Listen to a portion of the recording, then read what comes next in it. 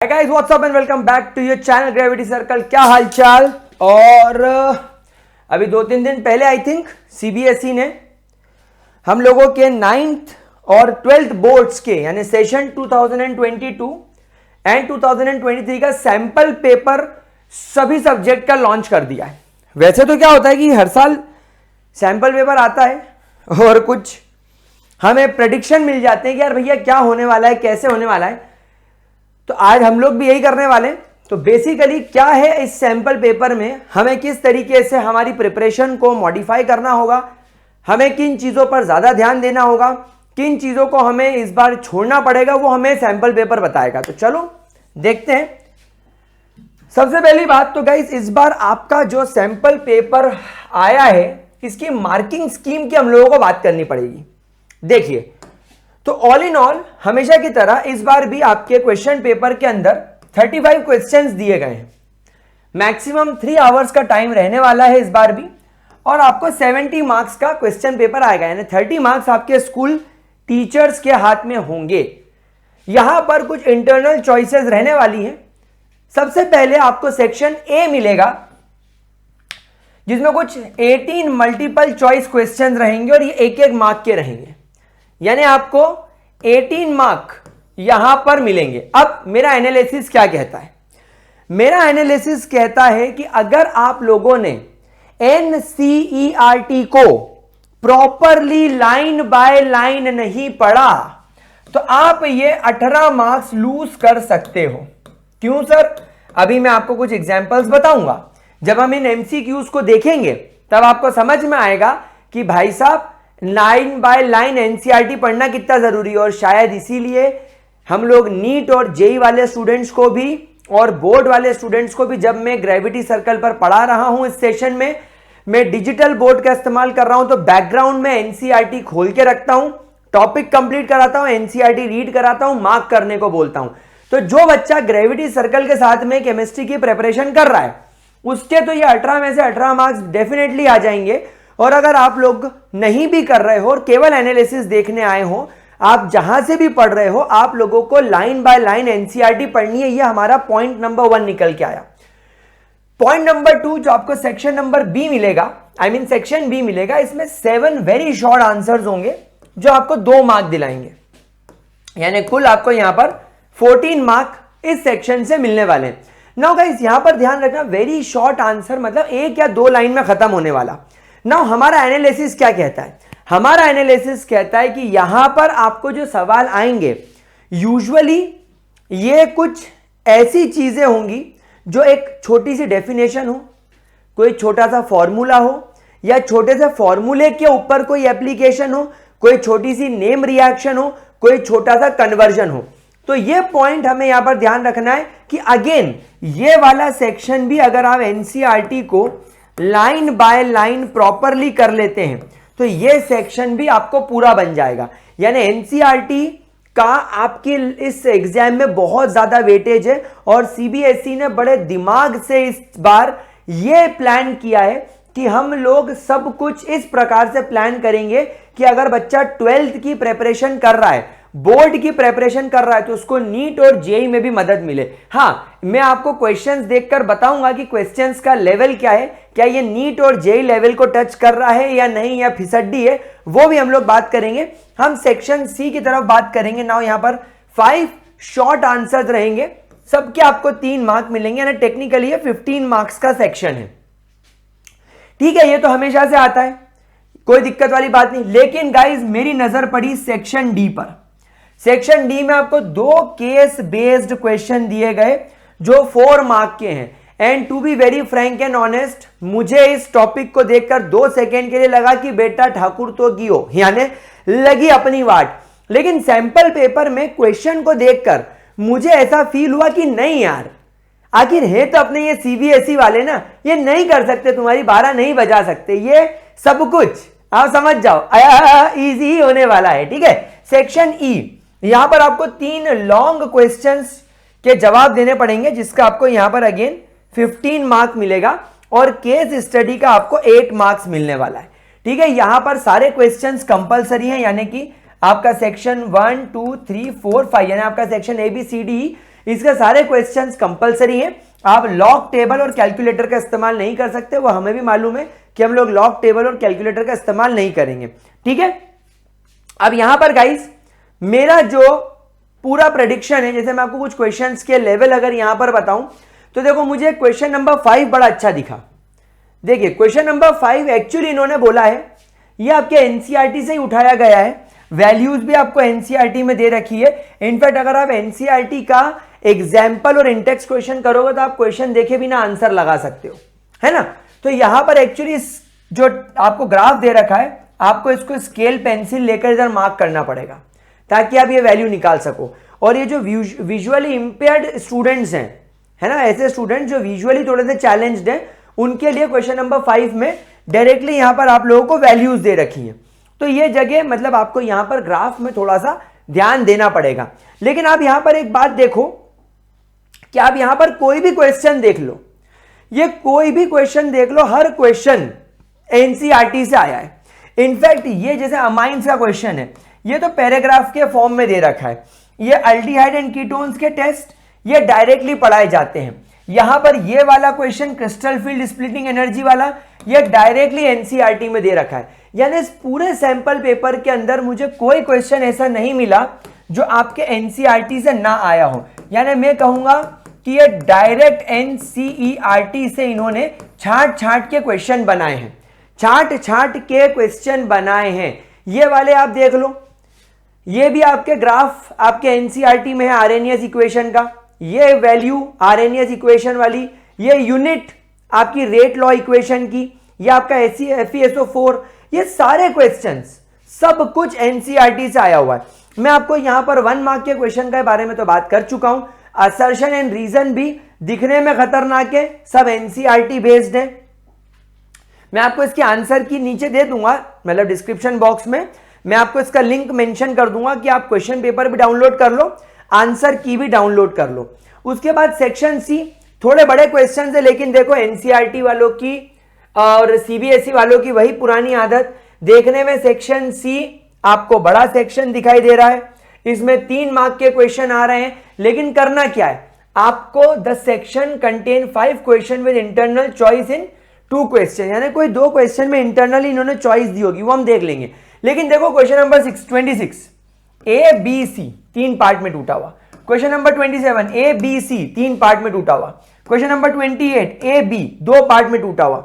और देखो ये जैसे क्वेश्चन नंबर 28 तुम सब लोगों ने सॉल्यूशन तो पढ़ लिया है ग्रेविटी सर्कल में, तो देखो ये हीलियम, ये नाइट्रोजन, ये ऑक्सीजन, ये सब एक स्कूबा डाइवर के टैंक में भरा हुआ है ना।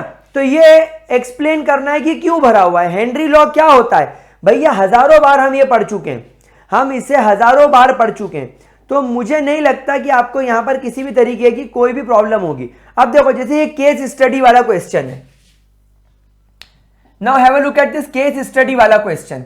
अब इस केस स्टडी वाले क्वेश्चन में ये actually depression in freezing point निकाल रही है हीना नाम की लड़की। अब यहां पर ये क्वेश्चन नंबर 1 बोल रहा है 1 temperature in the second set of result does not fit the pattern. देखो डिप्रेशन इन फ्रीजिंग पॉइंट और नेगेटिव हो गया, more negative, more negative, more negative, more negative, more negative, more negative, less negative, गड़बड़ हो गई। फिर more negative, फिर more negative, मतलब -5.5 यहां पर नहीं आना चाहिए था। यहां पर जो वैल्यू होनी चाहिए थी वो -2.6 और -3.8 के बीच की होनी थी। तो देखते ही आंसर समझ में आ गया। दूसरा, हीना ने 2 सेट क्यों कलेक्ट करे भाई, क्लास 11 में तुमको पढ़ाया था एक्यूरेसी एंड प्रिसीशन, ताकि आप प्रिसाइजली और एक्यूरेटली काम कर सको। बचा क्या, और ये तीसरा क्वेश्चन न्यूमेरिकल फंसा दिया, ये हम हजारों बार कर चुके हैं। पहले आप इसका KF की वैल्यू निकाल लो 0.6 ग्राम पे, फिर ग्लूकोज लगा के उसका कर लो। मतलब सड़ा क्वेश्चन, मैंने आपसे कहा था ना कि ये क्वेश्चन बहुत सड़े टाइप के हैं, कोई जरा बड़ी बात है नहीं एक्चुअली इसके अंदर। ये सब इलेक्ट्रोकेमिस्ट्री वगैरह के क्वेश्चंस हैं, आपके ऑर्गेनिक केमिस्ट्री के क्वेश्चन और डायरेक्टली एनसीईआरटी से पूछे गए। तो ये पूरा पेपर मैंने अच्छे से एनालाइज कर लिया है गाइस, और एनालाइज करने के बाद मैं आपको इस पूरी बोर्ड प्रिपरेशन के लिए कुछ की पॉइंट्स बता देता हूं। पहला की पॉइंट जो आप लोगों को यहां पर ध्यान रखना है वो ये ध्यान रखना है कि भैया NCERT डिटेल में पढ़नी पड़ेगी, लाइन बाय लाइन। और अगर आप लोगों को एनसीईआरटी पढ़ने में कंटाला आता है तो ग्रेविटी सर्कल यानी कि मैं हूं ही तुम्हारा दोस्त, तुम्हारा भाई, कोई टेंशन लेने वाली बात नहीं। दूसरा आपके मन में आया होगा सर अब हम बोर्ड की प्रिपरेशन के लिए मटेरियल्स का क्या करें। तो गाइज मटेरियल्स की चिंता मत करो, तुम्हें पता है कि हम लोगों ने हमारा नया ऐप ग्रेविटी सर्कल लॉन्च कर दिया है। हमारे ऐप ग्रेविटी सर्कल पर अगर अभी आप लोग जाएंगे तो आप लोगों को फर्स्ट 7 चैप्टर यानी chapter number 1 to chapter number 7, हाँ इसमें सॉलिड स्टेट्स, मेटलर्जी और पी ब्लॉक भी अभी अपलोड कर दिया जा चुका है स्टेट बोर्ड स्टूडेंट के लिए। अगर आप सीबीएसई वाले हैं तो आप सोल्यूशन, इलेक्ट्रो, केमिकल और सरफेस भी आई थिंक हट गया है ना, सरफेस भी हट गया है। तो अभी तुम्हारे 3 चैप्टर यहां पर आ चुके हैं। अभी धीरे धीरे डीएनएफ ब्लॉक आ जाएगा, कोऑर्डिनेशन आ जाएगा, hello alkane, hello Areen, aldehyde ketones, amines, alcohol, phenol सब आ जाएगा। तो ये मटेरियल हम लोगों ने ग्रेविटी सर्कल ऐप पर डाल रखा है। लिंक ग्रेविटी सर्कल ऐप का डिस्क्रिप्शन बॉक्स में है। तो ग्रेविटी सर्कल ऐप पर जाने के बाद आप लोगों को मटेरियल में क्या क्या मिल जाएगा गाइज, मेरा खुद का पर्सनली डिजाइन किए हुए हैंड रिटन नोट्स मिल जाएंगे आपको, इस सैंपल पेपर के बेसिस पर ही मैंने बनाया है। दूसरा आपको पूरा एनसीईआरटी की एक्सरसाइज का सॉल्यूशन मिल जाएगा और आपको एनसीईआरटी एग्जाम्पलर का भी सॉल्यूशन मिल जाएगा और आपको मेरे खुद के पर्सनल स्पेशलाइज तरीके से बनाए गए ग्रेविटी प्रैक्टिस शीट्स मिल जाएगी विथ सॉल्यूशन, जिसे हम नाम देते हैं जीपीएस। इसके अंदर पीवाईक्यूज डाले गए हैं, एनसीईआरटी के क्वेश्चंस डाले गए हैं, एग्जाम्पलर के डाले गए हैं और कुछ मेरे खुद के डिजाइन करे डाले गए हैं। तो ये पूरा मटेरियल आपको ग्रेविटी सर्कल ऐप से मिल जाएगा। हाँ, ये ऐप पेड है, तो दोज स्टूडेंट्स हु वांट आप परचेज कर सकते हो, जो नहीं आप लोगों को पूरा कंटेंट में ग्रेविटी सर्कल पर तो वैसे भी पढ़ा रहा हूं, आप ग्रेविटी सर्कल से पढ़ के नोट्स ले लो, आप नोट्स बना लो, हम लोग प्रैक्टिस करते हैं, क्वेश्चन सॉल्विंग करते हैं, तो आप यहां से भी प्रिपेयर कर सकते हो। क्योंकि आप वैसे भी एक मटेरियल तो खरीदोगे, आपको एक ऐसी किताब खरीदोगे जिसमें एनसीईआरटी के आपको एनसीईआरटी के सॉल्यूशंस की नीड है, आप लोगों को एनसीईआरटी सॉल्यूशन करके रखने हैं, आप लोगों को एनसीईआरटी एग्जाम्पलर कंप्लीट करके रखनी है, आपको पूरे के पूरे पीवाईक्यूज करने हैं और आप लोगों को कुछ सैंपल पेपर और सॉल्व करने पड़ेंगे। तो ये सारी चीजें मैं आप लोगों को प्रोवाइड ऐप पर भी कर रहा हूं और अगर आप कहीं और से कर सकते हो तो आप लोगों को इन चीजों पर फोकस करना है। अगर आपने इतनी चीजों पर फोकस कर लिया और अगर आपने एनसीईआरटी लाइन बाय लाइन कर ली तो ये मेरी श्योरिटी है आप 90% प्लस इजीली स्कोर कर सकते हो। इस सैंपल पेपर के लेवल को देखकर मुझे समझ में आ गया है। अच्छा, एक मैं आप लोगों को बात और बताना चाहूंगा जिस पर आपको खास फोकस करना है। यह गलती ना करे कि केस स्टडी वाला क्वेश्चन सैंपल पेपर में सॉल्यूशन और बायोमोलिक्यूल से आया है तो तुम यह सोचकर बोर्ड एग्जाम की प्रिपरेशन करने लग जाओ कि बोर्ड एग्जाम में भी सॉल्यूशन और बायोमोलिक्यूल से केस स्टडी आएगी। नहीं, वहां पर चैप्टर बदल सकता है अकॉर्डिंग टू द वेटेज। तो यहां पर आप लोगों को ध्यान रखना है कि जो चैप्टर पढ़ रहे हो बहुत डिटेल में, बहुत अच्छे से पढ़ना है। आप जब एनसीईआरटी पढ़ेंगे, जब हम लोग एनसीईआरटी रीड करेंगे तो गाइस एनसीईआरटी के अंदर जितने भी इंफॉर्मेशन देने वाले बॉक्स हैं वो आपको करना है, जितनी भी टेबल्स हैं वो आपको पढ़नी है, क्योंकि हो सकता है टेबल आ जाए केस स्टडी में, वो एक टेबल दे दे, वो आपको स्टडी करने को दे दे। फिर आपको उसके अलावा सारे डायग्राम्स पढ़ने हैं और अगर कोई फ्लो चार्ट दिया है तो वो करना है। देखो, जैसे मैं आपको एक एग्जांपल के तौर पर बता देता हूं, मैं आपको एग्जांपल के तौर पर एनसीईआरटी खोलकर एक छोटा सा पॉइंट जरूर बताऊंगा कि कैसे टेबल्स वगैरह आने के चांसेस हमारे पास में ज्यादा होते हैं। हम गए डाउनलोड्स पे, हम लोग वाले पे पढ़ के देखते हैं डीएनएफ ब्लॉक एलिमेंट पे। जैसे देखो डीएनएफ ब्लॉक एलिमेंट पे हम लोग गए, हम लोग नीचे गए और ये देखो जैसे ये वाला बॉक्स आया, देखो ये समरी वाला बॉक्स। तो एक बार एनसीईआरटी से समरी पूरी पढ़ ली। समरी पढ़ने के अलावा ये देखो जैसे ये ऑक्सीडेशन स्टेट ऑफ एक्टेनम आ गया, केस स्टडी में ये दे दिया मान लो आपको, और बोला गया बेस्ड ऑन दिस टेबल आपको कुछ सवाल दे दिए गए कि भैया why actinium have only +3 oxidation state, why those 2 element which have maximum oxidation state. इस तरीके के वो अलग अलग क्वेश्चंस बना सकते हैं, डिफरेंट टाइप के। ये देखो इलेक्ट्रॉनिक कॉन्फ़िगरेशन आ गया, इसमें एटॉमिक रेडियाई भी आपको दे रखा है। तो ये एटॉमिक रेडियाई के बेसिस पर जैसे ये चार्ट आ गया तो तो ये फ्लो चार्ट आपको पढ़ना है। तो एनसीईआरटी पूरी लाइन बाय लाइन पढ़नी है, और अगर नहीं पढ़ाती है तो फिर आप लोग ग्रेविटी सर्कल फॉलो कर लो। मेरे सारे जो जैगवार बैच के मैं वीडियोस बना रहा हूं उस पर तो आ ही रही है सब। तो गाइस सैंपल पेपर बढ़िया है, मैं एक वीडियो बना देता हूं जिस पर मैं पूरा सैंपल पेपर सॉल्व करवा दूंगा। एक वीडियो में हम सैंपल पेपर सॉल्व भी कर लेंगे, ठीक है। तो अब आप लोगों को टेंशन लेने की जरूरत नहीं है, हमें एक चीज पता चल गई है कि सब आएगा एनसीईआरटी से ही आएगा, एनसीईआरटी के बाहर कुछ नहीं जाएगा, और मेरे पढ़ाए हुए से तो बाहर बिल्कुल भी नहीं जाएगा। तो जो ग्रेविटी वाला बच्चा है वो निश्चिंत हो जाए, बस जैसा मैं पढ़ा रहा हूं वैसा पढ़ते चलो, मेरे साथ नोट्स बनाते चलो।